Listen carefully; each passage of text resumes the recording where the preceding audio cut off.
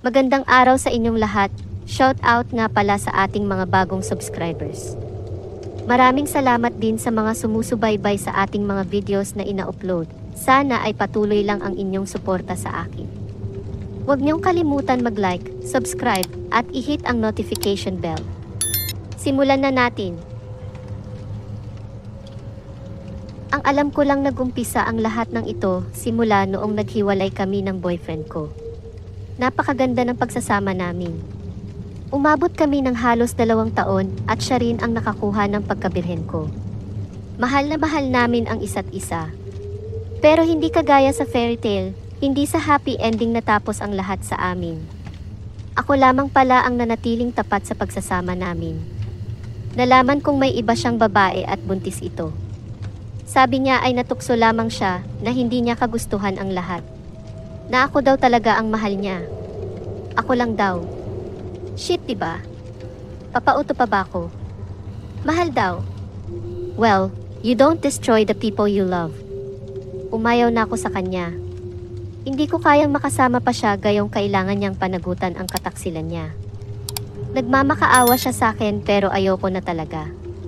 Masyadong naging masakit sa akin ang mga nangyari kaya napilitan akong lumayo.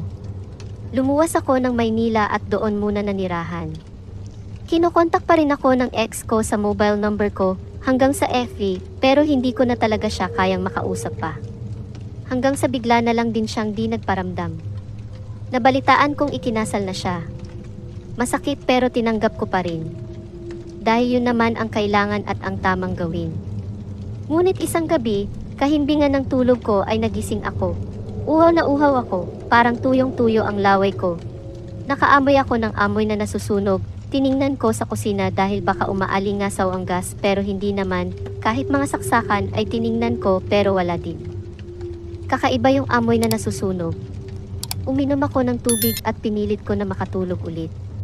Pangalawang gabi, ganun na naman, gising ako. Nauuhaw ako, amoy sunog pero ang pinagkaiba ay hindi na ako makagalaw. Parang may nakadagan sa akin. Alam kong gising ako pero hindi ako makagalaw. Nagpapanik na ang utak ko noon dahil parang mamamatay na ako. Pumikit ako at pagmulat ko nakita ko ang ex ko na nakadagan sa akin. Nagulat ako dahil bakit siya nandoon, gusto kong sumigaw pero wala. Hanggang sa naramdaman kong hinahaplos na ang may bandang dibdib ko. Hinalikan niya ako, dibdib pababa. Nanlalaban ako pero tuloy pa rin ang naging karahasan niya. Hanggang sa inangkin na niya ang buong katawan ko, ginamit niya ako, pero nag-iba, nakayakap ako sa isang itim na anino. Hindi na mukha ng ex ko, isa na itong itim na anino habang ginagamit ako nito. Sobra ang lakas niya, napakasakit, hanggang sa naramdaman kong parating na siya sa sukdulan. Bigla siyang nawala at doon bigla akong napamulat. Yung parang bigla akong nagising, pero alam kong gising ako ng mga oras na yun, mag-aalas 4 na ng umaga at napakasakit ng katawan ko. Luminga ako sa paligid, takot na takot ako. Inisip ko na panaginip lang ang lahat. Umiiyak ako dahil sa takot hanggang sa nakatulog na ako ulit. Halos gabi-gabi na ganun ang nangyayari. Uhaw na uhaw ako tapos amoy sunog tapos di ako makagalaw. Una, makikita ko ang mukha ng ex ko, ngunit biglang magbabago kapag nakapatong na siya sa akin at ginagamit ako. Dumating sa puntong ayoko nang matulog, ayoko nang kumain dahil sa takot. Hanggang sa di ko na nakayanan at umuwi ako sa probinsya namin, kinuwento ko lahat sa magulang ko ang nangyayari sa akin. Pumunta kami sa simbahan para magpabendisyon sa pari at humingi ng panalangin. Ngunit wala pa ring nagbago. Napagdesisyonan na namin na pumunta sa pinakamagaling na albularyo sa lugar namin.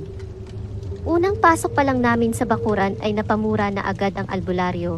Hindi ko alam kung bakit, pero hindi naalis ang tingin niya sa aking likuran na para bang may tao sa likod ko kahit wala naman. Inumpisahan niya ang orasyon. Hanggang sa tinigil na niya ito. Ang sabi niya sa amin ay ginagamot ako ng dati kong kasintahan, na may ginagamit itong orasyon para maangkin pa rin ang aking katawan sa pamamagitan ng pakikipagkasundo sa demonyo. Hindi ako makapaniwala na aabot sa ganun. Ngunit sabi ng aking mga magulang ay matagal nang wala sa lugar namin ang ex ko. At hiniwalayan na din agad nito noon ang asawa nito. Hanggang ngayon ay hindi namin alam kung nasaan. Binigyan na lamang ako ng albularyo ng proteksyon Tuwing Martes at Biyernes ay dinadasalan yung proteksyon na iyon. Palagi lang itong nasa katawan ko. Ngunit hindi natinag ang demonyong gumagambala sa akin, patuloy pa rin siya. Palagi na akong nagkakasakit hanggang sa magigising na lang ako na puro pasa ang buong katawan. Hindi ko na kinakaya at akala ko ay di ko nakakayanin. Hanggang sa isang pari ang nilapitan namin, dinasalan niya ako ng Latin, di ko maintindihan.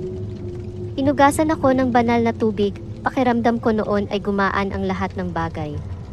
Nawala lahat ng masakit, parang naging bago ako. Isang demonyo nga daw ang umangkin sa akin. Pero tao ang may kagagawan. Simula noon, naglingkod ako ng buong puso sa Diyos. Naglingkod ako sa simbahan. At di na muling ginambala. Lagi nating isa sa puso na walang hihigit sa pagmamahal ng ating Panginoon sa atin. God is stronger and bigger than our fears.